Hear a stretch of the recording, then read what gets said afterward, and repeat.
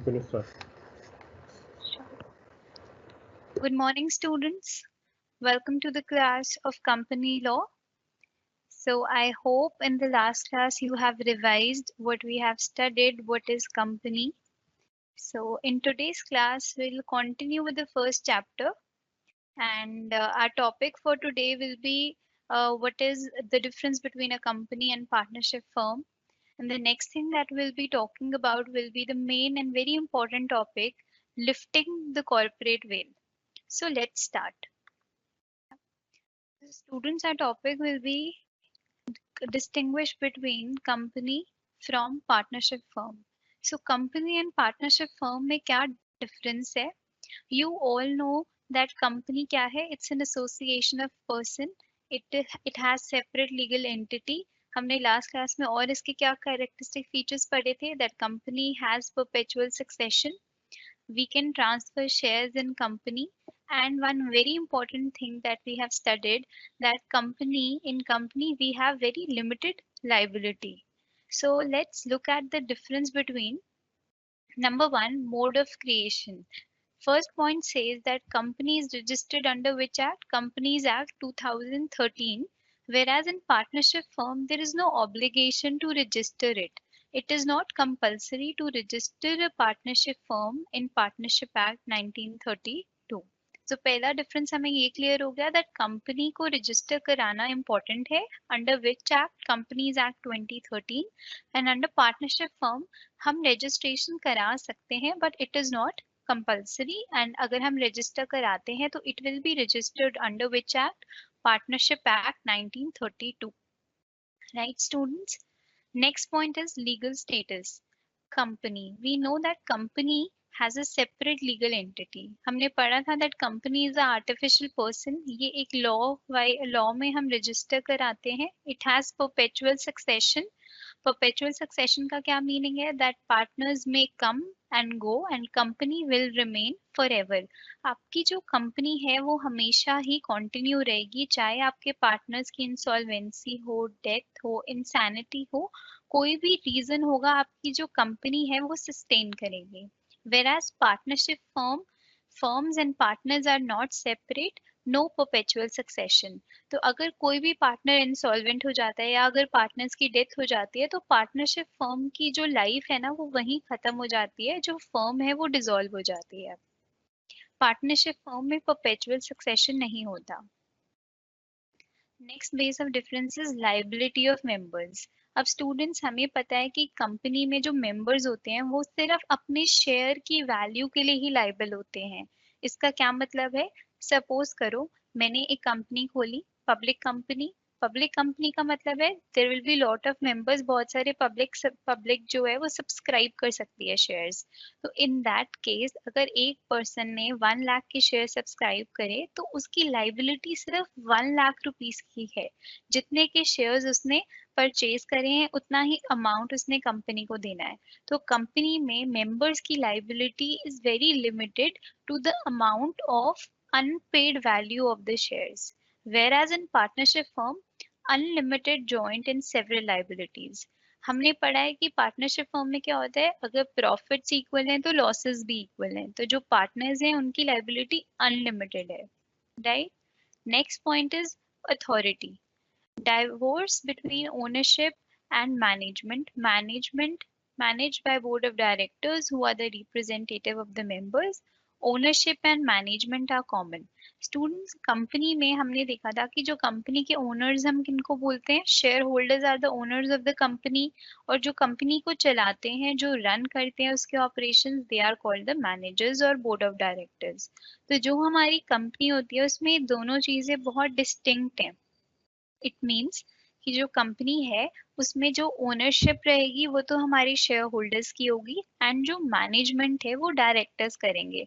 So there is a distinction between these two, the ownership and the management in company. Whereas आपकी जो partnership firm है ये इसमें common रहेगा, आपके पार्टनर्स ही ओनर्स हैं and they are the managers. Partners have the right to take part in the management.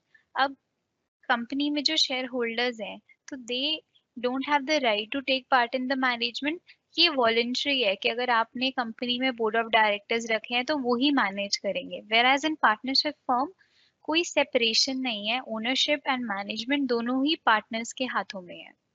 I think this point is clear. Authority, so next is transfer of shares. Public company freely transferable, private company transferable with a few restrictions. अब company हमें पता है दो type की होती है। There are two types of company. One is a public company और एक हमारी होती है private company.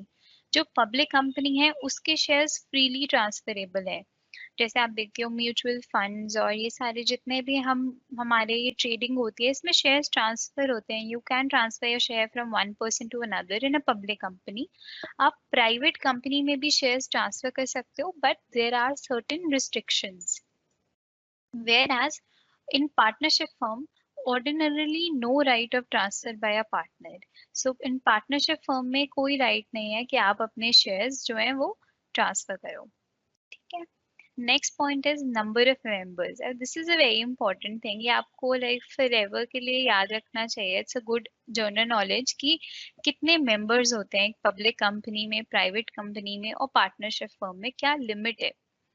As per companies act 2013, so public company बनाने के लिए आपको मिनिमम 7 मेंबर्स चाहिए and maximum unlimited. Since it's a public company तो कोई रिस्ट्रिक्शन नहीं है, आप अपने शेयर्स कितने भी नंबर ऑफ पब्लिक में इशू करो।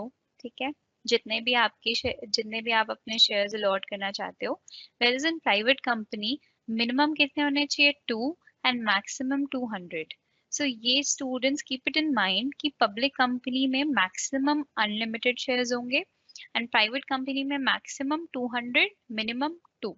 whereas in partnership firm minimum कितने होने चाहिए, 2 and maximum 50।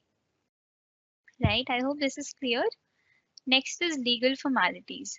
Statutory books have to be maintained, audit of accounts is compulsory, documents and required information to be filed। अब देखो जो कंपनी है वो लीगल एंटिटी है। इफ जब भी कोई चीज एक लीगल एंटिटी होगी so there will be every documentation, सारी इंफॉर्मेशन आपको प्रोवाइड करना होगा, ऑडिट होगा अकाउंट्स का compulsory. Whereas in partnership firm जब वो एक लीगल एंटिटी नहीं है, क्योंकि कंपल्सरी नहीं है कि आप रजिस्टर कराओ पार्टनरशिप को, since it is not a legal entity तो उसका रजिस्ट्रेशन कंपल्सरी नहीं है तो ऑडिट भी कंपल्सरी नहीं है।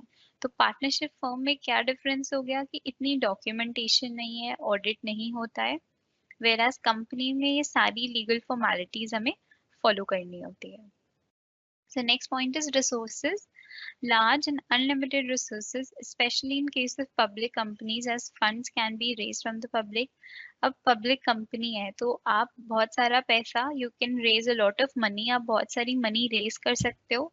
Where as in partnership firm आप पब्लिक से मनी रेज नहीं कर सकते, सो आपके लिए बिजनेस करने के लिए जो रिसोर्सेज हैं वो भी लिमिटेड है in partnership firm. Conduct of affairs.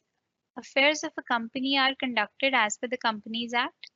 In Companies Act 2013, so according to Companies Act 2013 जो कंपनी है उसके जो भी अफेयर्स हैं, affairs of a company means जो भी बिजनेस ट्रांजैक्शंस हैं वो सारे कंपनीज एक्ट के अकॉर्डिंग ही चलेंगी, because it is registered under that act. whereas in partnership firm partners may carry any business as they decide so long it is not legal। so partners के पास right है, authority है कि वो कोई भी business carry कर सकते हैं, कोई भी बिजनेस रन कर सकते हैं। Only thing that has to be kept in mind that it should not be any illegal business. Next and last point is dissolution may be dissolved only according to the provisions of the law, usually by an order of the court. Death of members does not dissolve the company. Whereas in partnership firm, dissolution by agreement, by notice or by court, death of a partner dissolves the partnership. Students, if you remember, हमने last class में पढ़ा था जो company है, हमने पढ़ा company का perpetual succession है। तो इसका क्या मतलब है कि कंपनी कभी भी अपने आप डिसॉल्व नहीं होगी, पार्टनर्स की डेथ हो जाए या इंसैनिटी हो जाए या पार्टनर्स इंसॉल्वेंट हो जाए। The only way a company can be dissolved is through by an order of the court. सिर्फ कोर्ट के पास पावर है टू टर्मिनेट और टू डिसॉल्व अ कंपनी। अगर कोर्ट से ऑर्डर्स आ जाते हैं that this company is no longer valid, then only a company can be dissolved. Whereas partnership firm में क्या है कि अगर आपके पार्टनर्स इंसॉल्वेंट हो जाते हैं या पार्टनर्स की डेथ हो जाती है या partners are not that much capable enough या इंसैनिटी कह लो, तो in that case if they are not of any sound mind, तो इन दैट केस उनके अग्रीमेंट से पार्टनर्स के या नोटिस से या अगर कोर्ट का ऑर्डर भी आ गया, इन that case partnership firm dissolve होगी। सो आई होप स्टूडेंट्स आपको ये डिस्टिंक्शन बहुत अच्छे से समझ आ गया हो कि what is the difference between company and the partnership firm. So now the very last topic of the first chapter, and which is also a very important one from the examination point of view, ये बहुत important topic है, आप इसको बहुत अच्छे से समझना। Lifting the corporate veil, very important topic. So lifting the corporate veil क्या होता है, what is its meaning? सबसे पहले one thing जो हम अपने mind में लेकर चलेंगे कि अभी तक हमने ये पढ़ा that a company is a separate legal entity distinct from its member. I repeat, a company is a separate legal entity distinct from its members. हमने last class में भी ये discuss करा and I also repeat it again कि company क्या है, एक separate legal entity है। इसका क्या मतलब है कि आपके जो कंपनी के मेंबर्स हैं जिनको हम कहते हैं शेयर होल्डर्स और जो कंपनी है, ये दोनों एक डिफरेंट एंटिटी है। मतलब कि जो कंपनी है उसके पास पावर है to acquire a property, to purchase any land, building, anything, any asset in its own name. So company एक आर्टिफिशियल पर्सन है, उसके पास अपनी पावर्स हैं। और जो कंपनी के मेंबर्स हैं they are different entity. Company के जो मेंबर्स हैं वो कंपनी के लिए क्रेडिटर्स हैं। क्यों क्रेडिटर्स हैं? बिकॉज कंपनी में उन लोगों ने, कंपनी के जो शेयर होल्डर्स हैं उन्होंने मनी इन्वेस्ट करी है, सो कंपनी के लिए एक ये लाइबिलिटी है, एक ऑब्लिगेशन है उसके शेयर होल्डर्स, राइट। तभी आप देखोगे कि हमारी बैलेंस शीट में हम लाइबिलिटी साइड में शो करते हैं जितने भी हमारे शेयर होल्डर्स का कैपिटल होता है। So a company is a person created by law and it has a distinct entity. यहाँ तक हमें clear है? Yet in reality, it is an association of persons who are in fact the beneficial owners of the corporate property. The person behind the company are disregarded once they have formed a company and given to their association the status of a legal entity.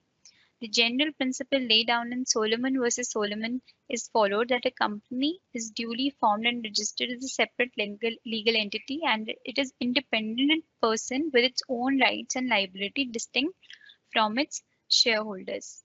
So students, lifting the corporate veil क्या कहता है?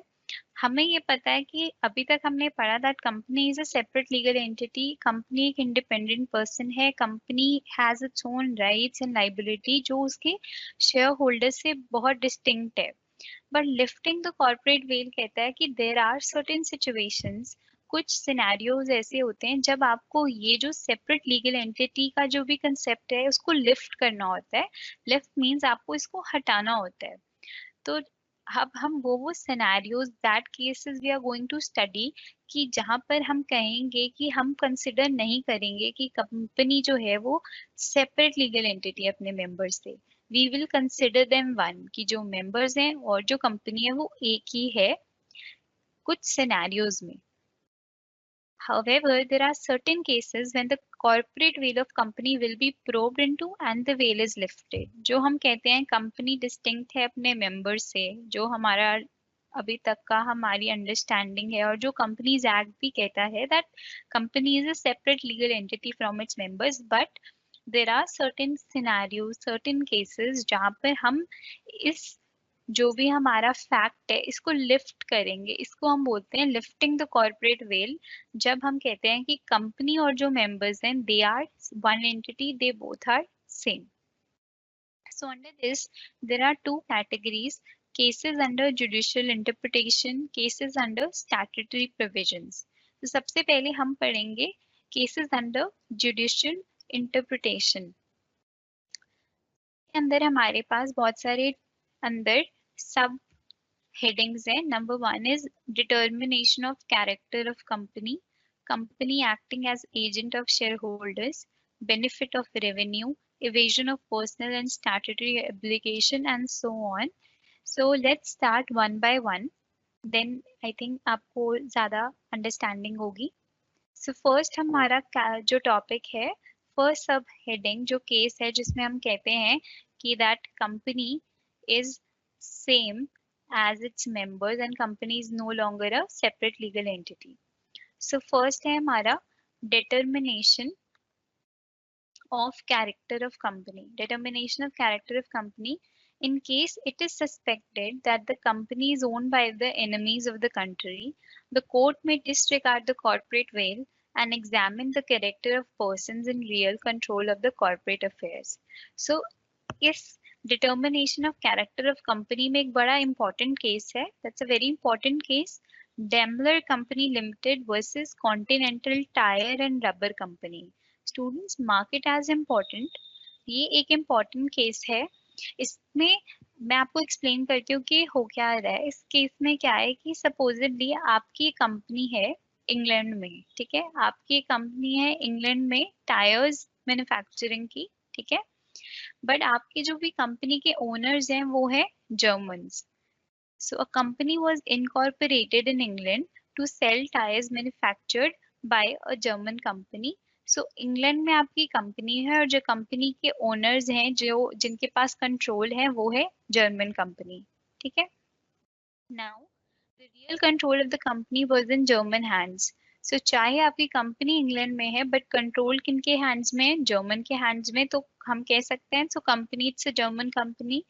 अब during the world war one, during the world war first में क्या था, England और German में world war चल रही थी. Now the company brought a case to recover a trade debt. अब जो हमारी जर्मन कंपनी थी जिसको इनकॉर्पोरेट करा गया था इंग्लैंड में, सो उसका एक और कंपनी के साथ एक ट्रेड डेट था जो भी एक इंग्लैंड की ही कंपनी थी. So the court said that since आपकी जो कंपनी है उसकी ओनरशिप किनके हैंड्स में है, जर्मन के हैंड्स में है, राइट.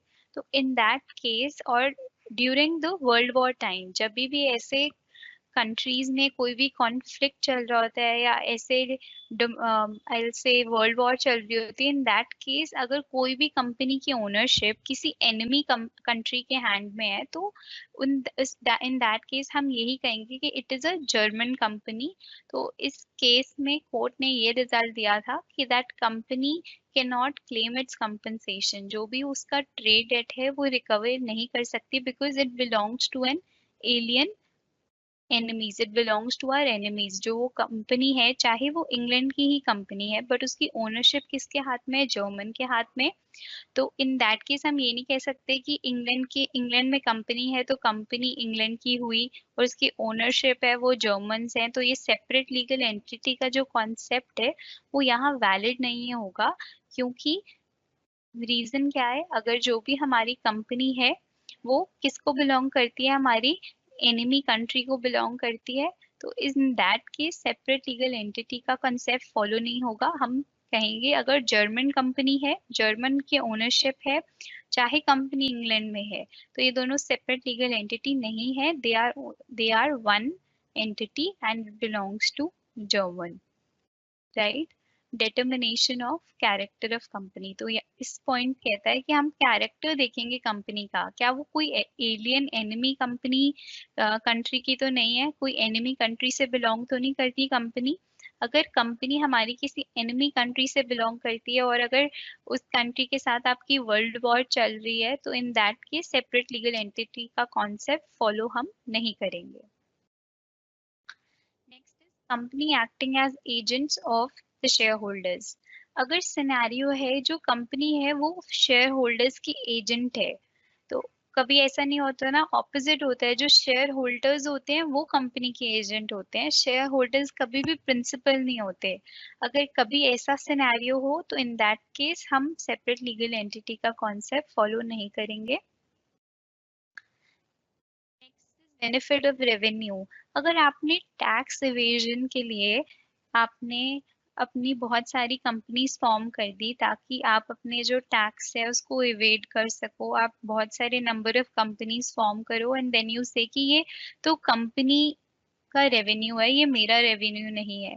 तो इन दैट केस भी हम सेपरेट लीगल एंटिटी का कॉन्सेप्ट फॉलो नहीं करेंगे जब आप अपने रेवेन्यू को हाइड करने के लिए या अपने टैक्सेस को इवेड करने के लिए कंपनीज फॉर्म करो।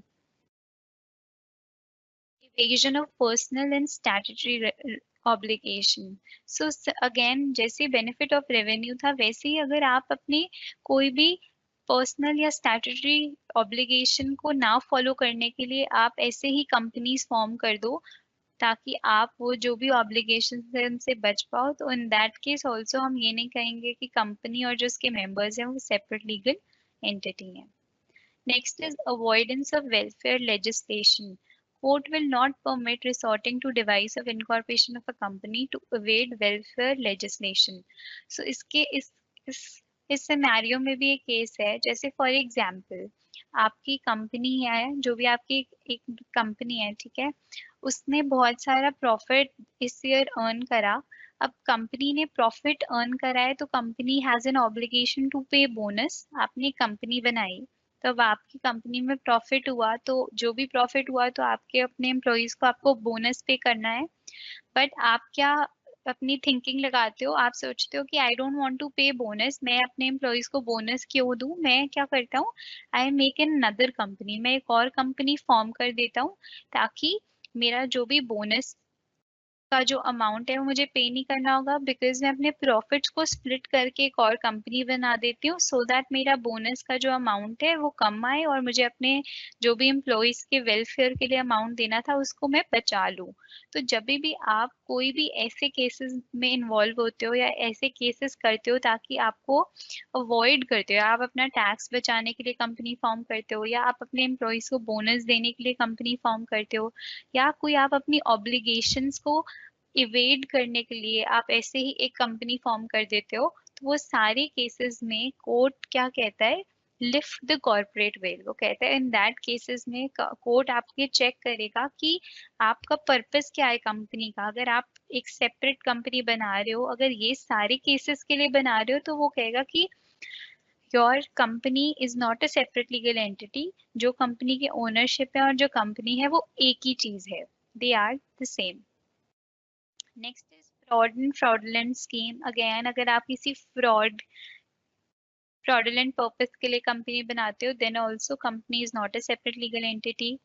Diversion of business opportunity. Next is determining expertise of company। तो ये सारे सिनेरियोज में कोर्ट सेज लिफ्ट कर देता है कॉर्पोरेट वेल। ये सारे सिनेरियोज के लिए अगर आप एक कंपनी बना रहे हो तो in that case company is not a separate legal entity, it will be same as its members.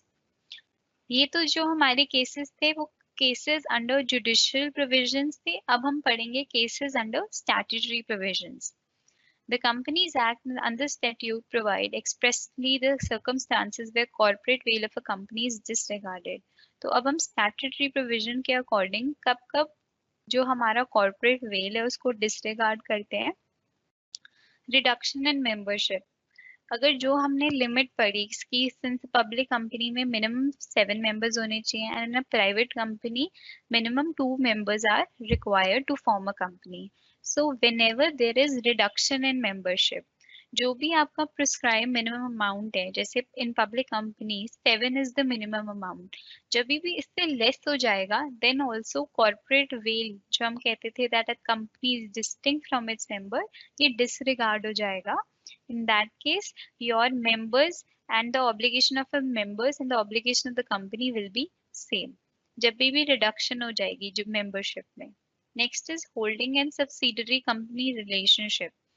So holding company आप समझते हो, जो कंट्रोल करती है अपने अंडर एक कंपनी को, जिसको हम बोलते हैं सब्सिडरी कंपनी। जिसको कंट्रोल करा जाता है that is called subsidiary, and जो कंट्रोल करती है that is known as a holding company. A company is termed as a holding company who has the power to control the composition of board of directors of another company. The other company called a subsidiary of the former company and has separate legal entity। तो whenever जो भी holding and subsidiary company का relationship है, अगर उसमें कोई भी changes आ जाते हैं, तो इन दैट केस हम कॉर्पोरेट वेल को लिफ्ट कर देते हैं। Next is investigation in the affairs of a company. अगर कोर्ट से ऑर्डर्स आते हैं या कोई भी रीजन से इन्वेस्टिगेशन हो रही है कंपनी के अफेयर्स में, तो हम ये नहीं कहेंगे कि कंपनी इज सेपरेट एंड इसके मेंबर्स जो हैं वो सेपरेट हैं।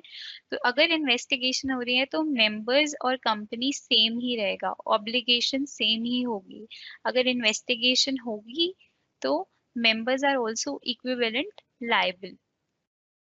Investigation of ownership of a company, then also directors with unlimited liability। अगर कंपनी के जो डायरेक्टर्स हैं उन्होंने मेमोरेंडम ऑफ एसोसिएशन में ही मेंशन करा हुआ है that they have unlimited liability, voluntary उन्होंने बोला है, तो इन दैट केस जो भी कंपनी के मेंबर्स हैं और जो कंपनी है they are same. Fraudulent conduct of business, in that case corporate veil फिर से लिफ्ट होगा अगर आपका बिजनेस फ्रॉडुलेंट पर्पस के रिगार्डिंग है। Failure to return application money, आपने जिन मेंबर्स को शेयर्स अलॉट नहीं करे एंड उनके जो आपकी एप्लीकेशन मनी है आपने उनको रीपेमेंट नहीं करी, इन that case also corporate veil is disregarded. Misrepresentation in the prospectus. In the case of misrepresentation in prospectus, every director, promoter, and every other person who authorized the issue of such a prospectus incurs liability. अगर आपके prospectus में, prospectus आप समझते हो जब भी आप shares company के इश्यूज होते हैं तो एक प्रोस्पेक्टस बनाया जाता है, तो अगर उसमें मिस रिप्रेजेंटेशन है तो हम ये नहीं कह सकते कि प्रोस्पेक्टस कंपनी का है तो कंपनी ही लाइबल है। So in that case also हम कॉर्पोरेट वेल को लिफ्ट करेंगे और कहेंगे कि इसमें प्रमोटर्स का, डायरेक्टर्स का, सबका रोल इक्विवेलेंट था, तो दे आर ऑल्सो लाइबल। इसमें कंपनी डिस्टिंक्ट नहीं है, कंपनी और उसके जो भी डायरेक्टर्स हैं, मेंबर्स हैं, they are also equally liable. Next is misdescription of name. अगर डिस्क्रिप्शन ऑफ नेम में भी इशू आता है देन ऑल्सो कंपनी और इसके मेंबर्स इक्वली लाइबल हैं। Next is liability of promoters for pre-incorporation contract. Promoters will be personally liable for all those pre-incorporation contract. तो इस केस में अगर pre-incorporation contract क्या होते हैं, जब भी कंपनी फॉर्म हो रही होती है तो उससे पहले की जो भी डॉक्यूमेंटेशन फॉर्मेलिटी होती है उसमें promoters भी equally liable हैं। So the next is Ultra Vires Act. The directors of the company will be personally liable for all those acts which they have done on behalf of the company. जो भी acts हैं जो directors ने undertake करे हैं तो उसमें they will be equally liable। हम नहीं कह सकते कि कंपनी तो सेपरेट लीगल एंटिटी है so only company is liable. So नहीं, जहाँ पर डायरेक्टर्स ने पर्सनली कुछ एक्ट्स करे हैं जिनके लिए वो पर्सनली लाइबल हैं या कंपनी के बिहाफ पर करे हैं, so in that case they are the same entity, they both are directors and the company, they both are equally liable.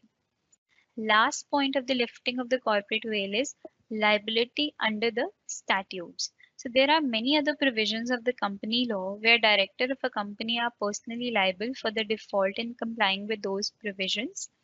Some of these are non-maintenance of proper books of account. So students, कुछ चीजें हैं जिसमें directors ही personally liable हैं, जैसे अगर proper books of account, आपने अपनी company के अकाउंट्स प्रॉपरली मैनेज नहीं करे, they are not maintain properly, so companies act कहता है, तो इन दैट केस डायरेक्टर्स जो है कंपनी के they are personally liable for it. So in that case we can not say कि company is a separate legal entity तो company ही liable है, बिकॉज लॉ कहता है कि कुछ प्रोविजंस हैं जिनके लिए लाइबल सिर्फ डायरेक्टर्स ही होंगे, पर्सनली लाइबल। सो ये सारे सिनेरियोज थे जहाँ पर कॉर्पोरेट वेल को लिफ्ट करा जाता है, where we see that company is not a separate legal entity, company and the members are same, they both are equally and personally liable for the defaults in the company, right? So I think students, chapter 1 is clear to all. Chapter 1 हमारा finish हो जाता है जिसमें हमने सब कुछ discuss करा, company क्या होती है, कंपनी के कैरेक्टरिस्टिक्स क्या होते हैं, फीचर्स क्या होते हैं, what are the advantages of the company, disadvantages, distinction between a company and a partnership firm, and and the last and a very important topic जो हमने पढ़ा, किन किन सिनेरियोज में हम लिफ्ट करते हैं कॉर्पोरेट वेल को. So I hope your chapter 1 is clear. So now we'll start with the chapter 2, which is kinds of companies.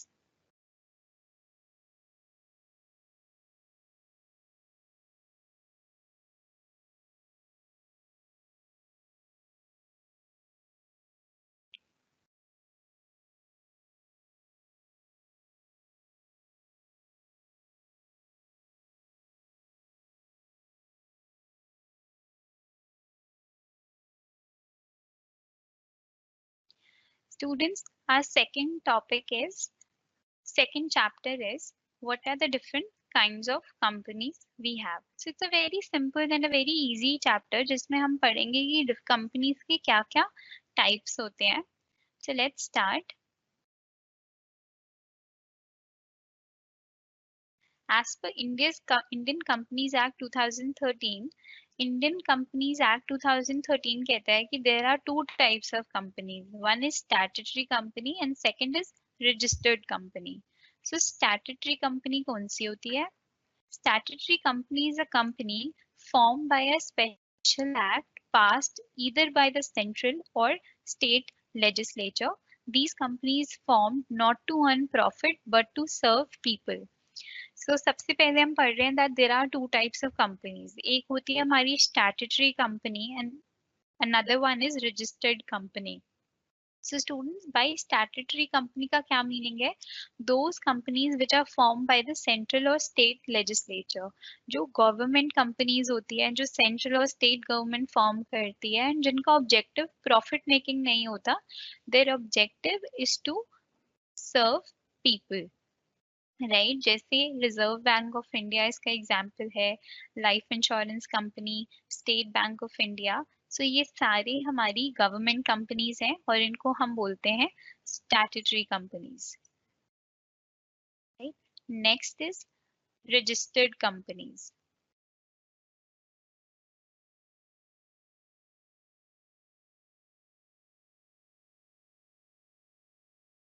Registered company कौन सी होती है? Company registered under the Indian companies act 2013. These companies are governed and regulated by the provisions of the Companies Act 2013. So जो भी companies, those companies जो register होती हैं Indian Companies Act में, जैसे for example, if I have created a company and I have registered it under Indian Company Act, so my company will be called as a registered company. So India में जितनी भी companies act 2013 में registered हैं उनको हम बोलते हैं registered companies. अब these companies में there are three types of companies. अब registered company तीन types की हो सकती है. One is limited by share, second is limited by guarantee, third is unlimited companies. So limited by share से meaning क्या है students? Limited by shares का meaning है that इसमें जो शेयर होल्डर्स की लाइबिलिटी है वो लिमिटेड है to the unpaid value of the shares held by them. Limited by share से आप समझो कि इसमें शेयर होल्डर्स की जो लाइबिलिटी है वो लिमिटेड है to the amount of unpaid value of the shares. अगर उन्होंने 1 लाख के शेयर्स खरीदे हैं कंपनी के तो उनकी लाइबिलिटी सिर्फ उतने शेयर्स तक ही लिमिटेड है.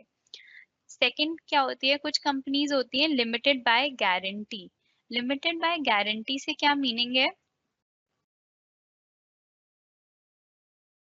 लिमिटेड बाय गारंटी से मीनिंग है section 2 subsection 21 says guarantee company is the company in which liability of each member is limited to such amount as the members may voluntarily undertake. अब limited by guarantee में होता है कि members जो हैं वो वॉलेंटरली कहते हैं दैट हम सिर्फ इतनी हमारी लाइबिलिटी है, हम इस एक्सटेंट तक हम गारंटी देते हैं. तो यहाँ पर मेंबर्स के शेयर से कोई कनेक्शन नहीं है कि वो उनके पास कितने अमाउंट का शेयर है. यहाँ पर मेंबर्स की लाइबिलिटी वो वॉलेंटरली स्टेट करते हैं कि हम इतनी गारंटी देते हैं और इसके बाद जो भी कोई डेफिशिएंसी होगी वो हम मीट करेंगे. Next is unlimited companies. कुछ रजिस्टर्ड कंपनीज अनलिमिटेड कंपनीज होती हैं। तो अनलिमिटेड का क्या मतलब है कि इस केस में मेंबर्स की जो भी लाइबिलिटी है दैट इज अनलिमिटेड। वो कंपनी के एंटायर डेट के लिए, एंटायर कंपनी की सारी लाइबिलिटीज के लिए इक्विवेलेंट लाइबल है। Next our topic is private company. So अभी स्टूडेंट्स हमने क्या पढ़ा कि कंपनीज दो टाइप की होती हैं, one is statutory and one is registered. Statutory जो गवर्नमेंट कंपनीज होती हैं and registered companies which are registered under the companies act. अब रजिस्टर्ड कंपनीज में हमने थ्री टाइप्स पढ़ी, limited, unlimited, limited by shares and limited by guarantee. अब registered companies में subheadings हैं, private company, public company. So first of all private company क्या होती है वो अंडरस्टैंड कर लेते हैं। So private company means a company which by its article restricts the right to transfer its shares except in the case the one person company limit the number of its members to 200, prohibits any invitation to public to subscribe for any securities of the company। हमें पता है private company वो company होती है जिसमें हम shares transfer नहीं कर सकते, जिसमें लिमिट है। प्राइवेट कंपनी की लिमिट कितनी है, नंबर ऑफ मेंबर्स कितने हो सकते हैं, 200, और जिसमें prohibits any invitation to the public, जिसमें हम पब्लिक को सब्सक्राइब नहीं कर सकते shares, they are known as private company.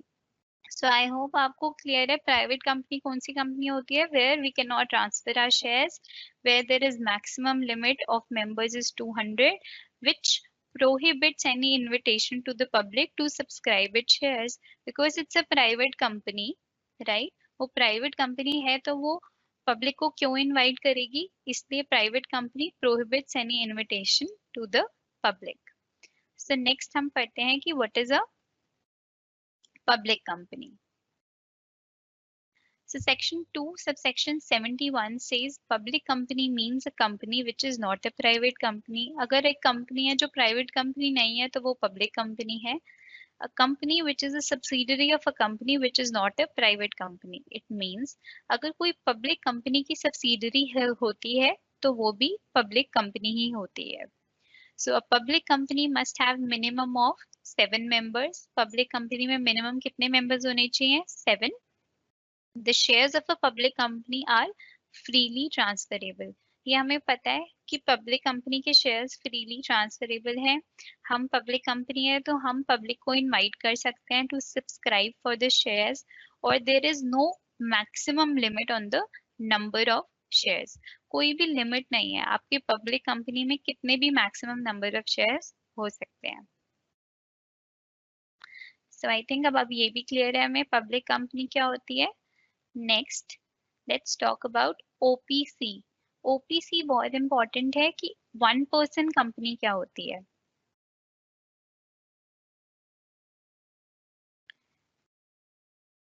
According to section 2 subsection 62, OPC one person company is a company which has only one person as a member, as the name suggests one person company, जिसमें सिर्फ एक ही member होता है और that person is liable, that person liability is limited to the company। अब ये बहुत ही important चीज है, that's a very important point students, कि OPC क्या होती है, which has only a one member company, one person company जिसका सिर्फ एक ही member हो तो वो one person company है। अब इस one person company में जितनी भी legal and financial liability है is limited to the company only and not to that person। अब one person company है तो जो one person है, जो company का member है, तो वो लाइबल नहीं है कंपनी की लाइबिलिटीज के लिए, सिर्फ कंपनी ही लाइबल है। सो चाहे वो वन पर्सन कंपनी है then also the liability of the member is limited. The name of one person company shall include the word OPC within the bracket। अगर कोई कंपनी वन पर्सन कंपनी है ना, say suppose the company name is XYZ, सो अगर वो one person company है तो उसके bracket में ओपीसी जरूर लिखा होगा। It is important. Law says as per the Indian companies act says अगर कोई भी वन पर्सन कंपनी है तो उसके नेम के आगे ब्रैकेट में वन पर्सन कंपनी मेंशन होना चाहिए।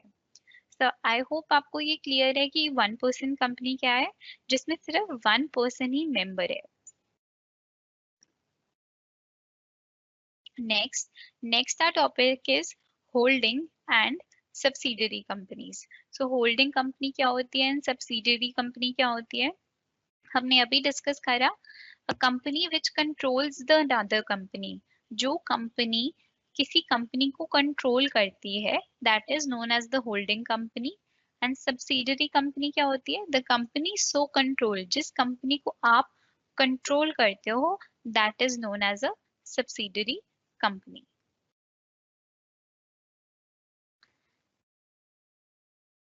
So our next topic is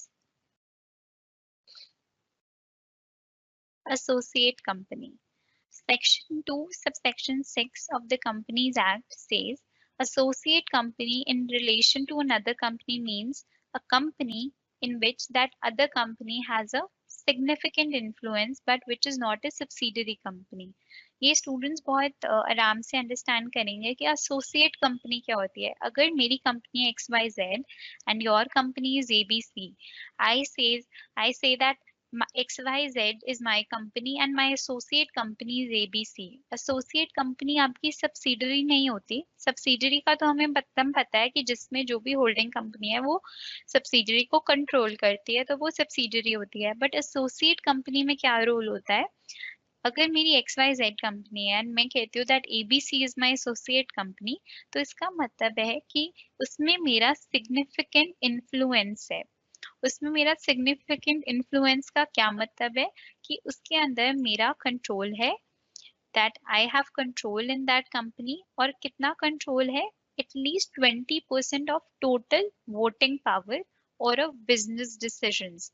associate company का मीनिंग है कि आपका किसी कंपनी में या तो आपके पास एटलीस्ट 20% की वोटिंग पावर है, आप 20% आपके डिसीजंस कि आपके पास राइट है, 20% के डिसीजंस आप ले सकते हो या आपके पास वोटिंग पावर है, तो आप कह सकते हो कि that company is an associate company of yours. अगर मैं कहती हूँ that my company is an associate company of your company, तो इसका मतलब है कि आपके पास मेरी कंपनी में 20% का सिग्निफिकेंट इन्फ्लुएंस है, मतलब 20% की वोटिंग पावर है आपके पास, या आप 20% के बिजनेस डिसीजंस ले सकते हो। I hope it is clear. Next is our small company. Section 2, subsection 85 says अभी किस कंपनी को हम कहते हैं कि ये स्मॉल कंपनी है, सो जिसकी paid up share capital does not exceed rupees 50 lakh और such higher amount as may be prescribed। तो जिस कंपनी की paid up share capital 50 lakh तक है और जिसका turnover of which as per its last profit and loss account does not exceed 2 crore। So जिनकी paid up share capital does not exceed 50 lakh और जिनका turnover is not more than 2 crore, so they are called as small company as per Indian Companies Act 2013। Next is dormant company। So next is dormant company। dormant company हम किसको बोलते हैं, inactive company।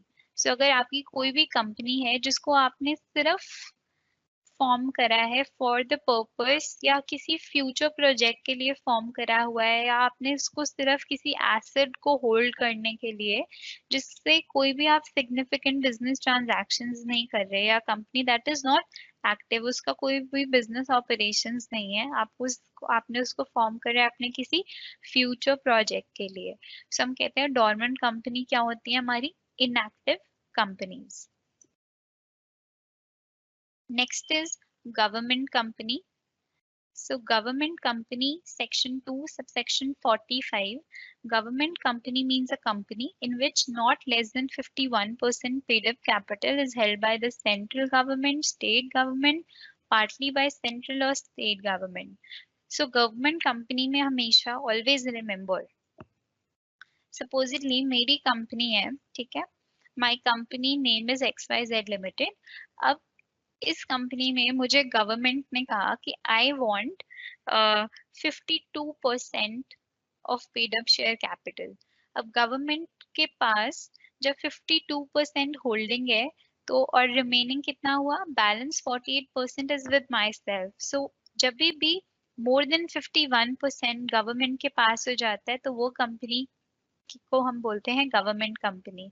So in which not less than 51%. इसका मतलब है minimum 51% paid up capital अगर central government के hands में है या स्टेट गवर्नमेंट के हैंड्स में है या पार्टली सेंटर एंड स्टेट में है, so that company is known as a government company. Minimum 51% of the paid up share capital, government के पास 51% की holding होनी चाहिए. So second last topic is foreign company.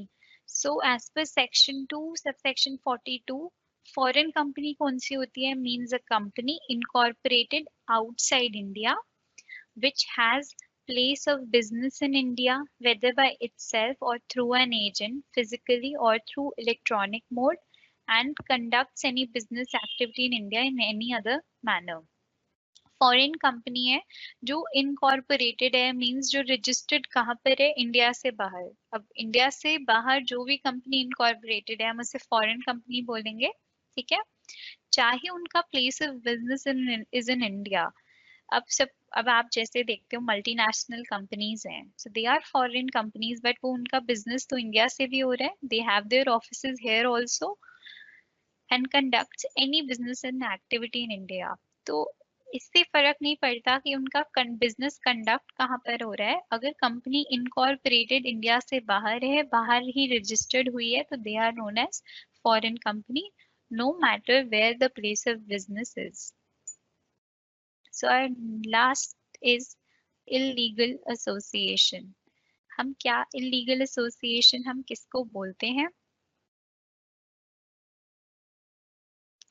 An illegal association is an association of more than the prescribed number of persons which carries a business without being registered under any law. Thus an association will be termed as an illegal association. अगर आप किस चीज को बोलोगे एक illegal association है? For example private company में maximum 200 members are allowed. ठीक है, आप एक कंपनी खोली हुई है, आपने एक प्राइवेट कंपनी स्टार्ट करी हुई है in which you have 500 members. So it is an illegal association. Prescribe number 200 है, मिनिमम मैक्सिमम 200 की लिमिट है और आपके 500 प्राइवेट कंपनी में मेंबर्स हैं.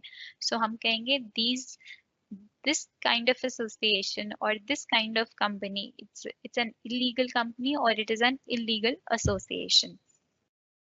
The association consists of more than 50 members.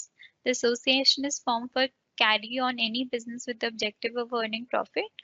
The association is not registered as a company under the Companies Act. अगर आपके prescribed number से ज़्यादा members हैं और आपने प्रॉफिट मेकिंग के लिए बिजनेस स्टार्ट करा हुआ है और आपने कंपनी को रजिस्टर भी नहीं कराया कंपनीज एक्ट में, so in that case such kind of association of person is known as illegal association. So I hope students आपको second chapter kinds of company clear है. So now I think I can take your doubts. You can post all your queries. Student, you can post all your queries in the question and answer section and I will answer your doubts.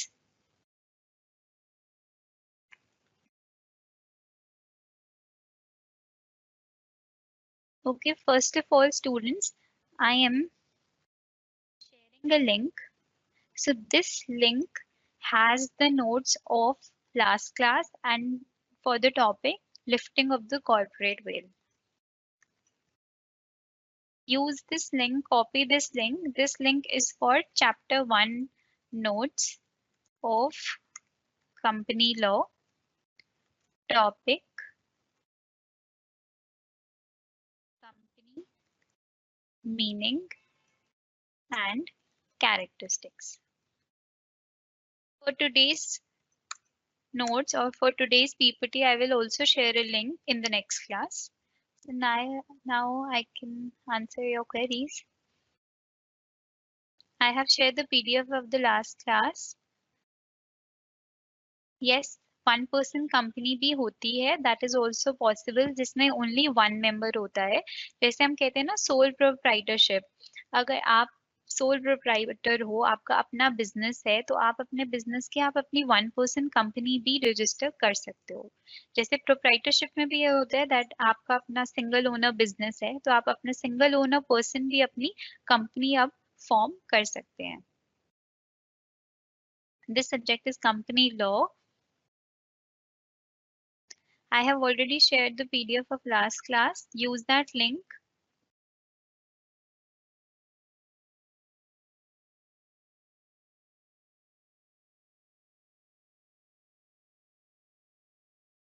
Yes, you have to write cases in your answers. Students, law में cases are very important. जो भी important cases हैं, जैसे आज हमने lifting the corporate veil में Daimler Company Limited को discuss करा, highlight करा, तो वो एक important case है. Cases are important. They have marks. Book to refer is Anil Kumar, Taxmann publications की अनिल कुमार बुक है जिसको आपको रेफर करना है।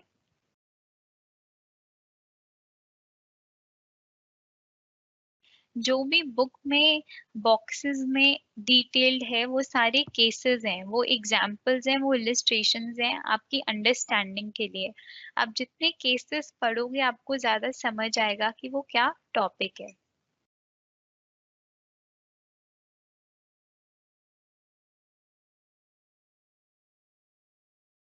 Book is Anil Kumar.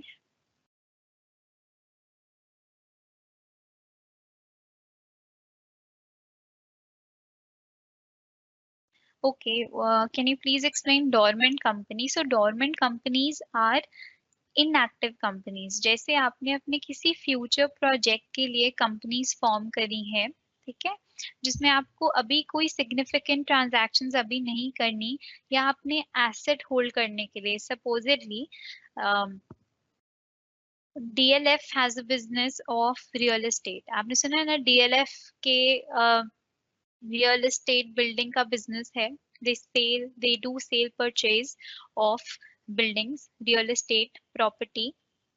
So now अपने एसेट्स को होल्ड करने के लिए अगर उन्होंने अब कोई एक अपने बिजनेस में एक न्यू ट्रांजैक्शन करी है, उन्होंने कोई एक न्यू प्रॉपर्टी या न्यू लैंड एक्वायर करी है, सो इन दैट केस उनको अपने एक न्यू कंपनी उन्होंने फॉर्म करी जिसको बोलते हैं डोरमेंट कंपनी, अपने एसेट को होल्ड करने के लिए, ताकि उनको पता है कि ये मेरे को अपना बिजनेस में इसको अपने करंटली इसका यूज नहीं है, ये जो मेरी प्रॉपर्टी है मैं इसको अभी होल्ड करना चाहता हूँ। I will do my business after 6 months on that. So अपने एसेट्स को होल्ड करने के लिए आप एक डोरमेंट कंपनी बना देते हो, ठीक है, जो इनएक्टिव रहती है, जिसमें आपके उस कंपनी में उसके सारे एसेट्स पार्क हो जाते हैं।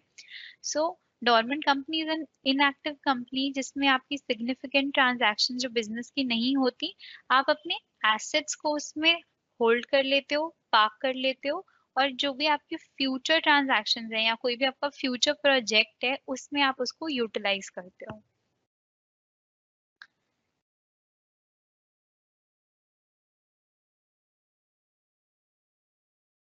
होल्डिंग कंपनी कौन सी कंपनी होती है जो अपने अंडर एक सब्सिडरी कंपनी को कंट्रोल करती है।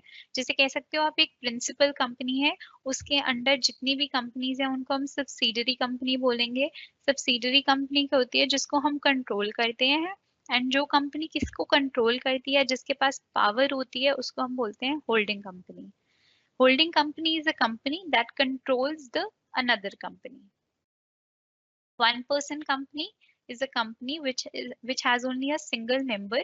ओपीसी के बारे में मींस जिसमें सिंगल मेंबर होता है और जिसमें लाइबिलिटी जो होती है वो कंपनी की होती है, मेंबर पे नहीं होती। चाहे एक मेंबर है बट जितनी भी फाइनेंशियल या लीगल लाइबिलिटी है वो कंपनी पर जाती है, because there is a distinction between a company and its members.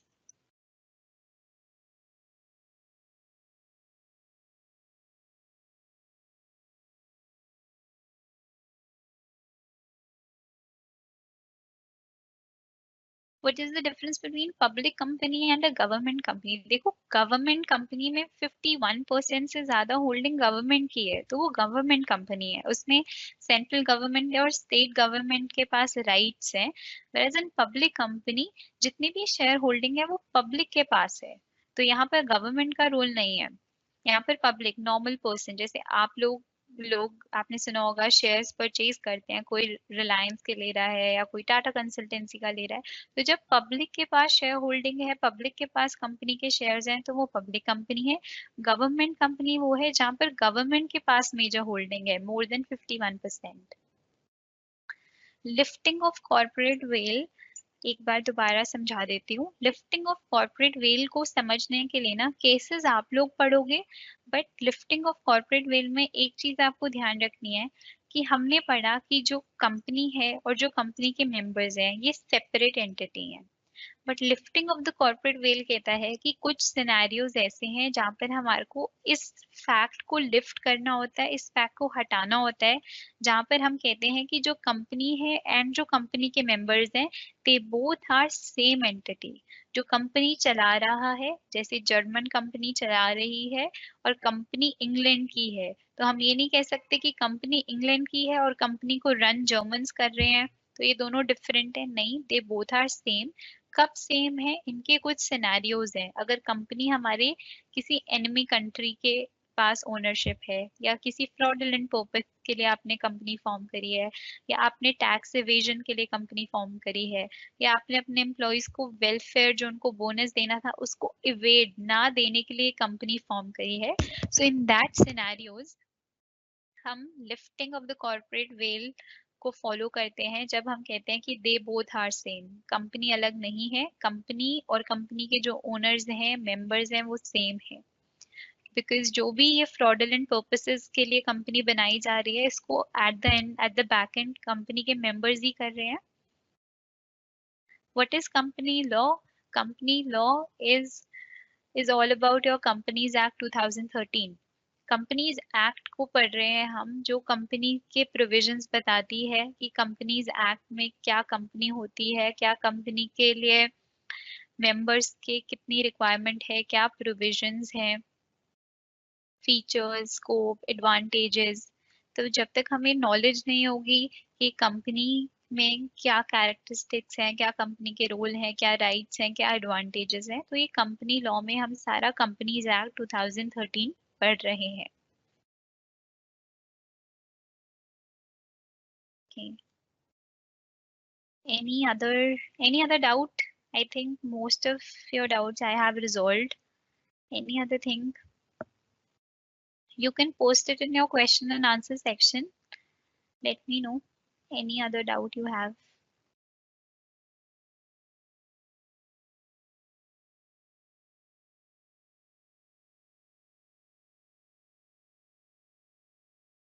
Don't worry, last class के नोट्स के लिए I have shared the link. आज का जो टॉपिक था हमारा काइंड्स ऑफ कंपनी की, जो भी मैंने पावर पॉइंट प्रेजेंटेशन बनाई हुई है, I will share its link in the next class definitely. Don't worry, आपको सारे नोट्स मिल जाएंगे।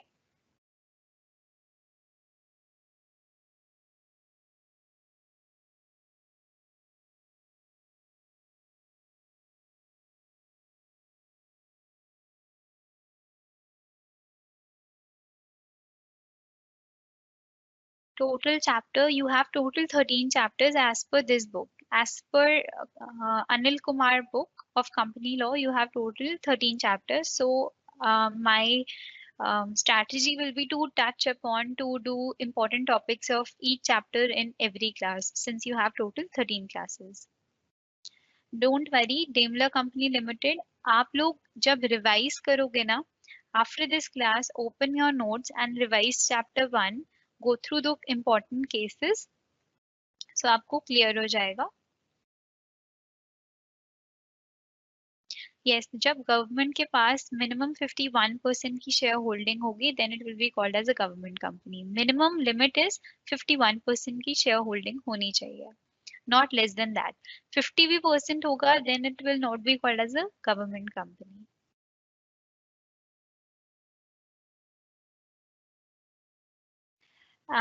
देर आर ऑल्सो इम्पोर्टेंट टॉपिक्स। अब जो आपका सेकेंड चैप्टर है काइंड्स ऑफ कंपनी में, टॉपिक है conversion of public into private, private into public. ये सारे टॉपिक्स आपको गो थ्रू करने होंगे in chapter number 2। For chapter number 2 मैंने आपको एक ब्रीफिंग दिया है कि हमारे पास कौन से टाइप के कंपनीज हैं। तो it doesn't mean कि आपका chapter 2 यहीं finish हो जाता है. There are lot of things under it जो आपको go through करनी होंगी. Go through that once. जो भी doubts होंगे या जो भी जिस भी topic में आपको problem होंगी, I will discuss it in the next class. Harsh, your doubt is conversion of private into public. I'll say go through it once, go through the notes of it. If it is not clear, then I'll take this in the next class. Anil Kumar is not available, then I'll say go for JP Sharma. JP Sharma भी suggested readings में है आपके पास. Otherwise, I'll say कि I'll share the notes also. मैं आपको पूरे पूरे notes भी भेज दूंगी चैप्टर 2 के भी पीपीटी के साथ, तो आप नोट्स को ही गो थ्रू कर लोगे. That will also be sufficient, don't worry. I think I have resolved maximum doubts. Thank you, students. Thank you for your time.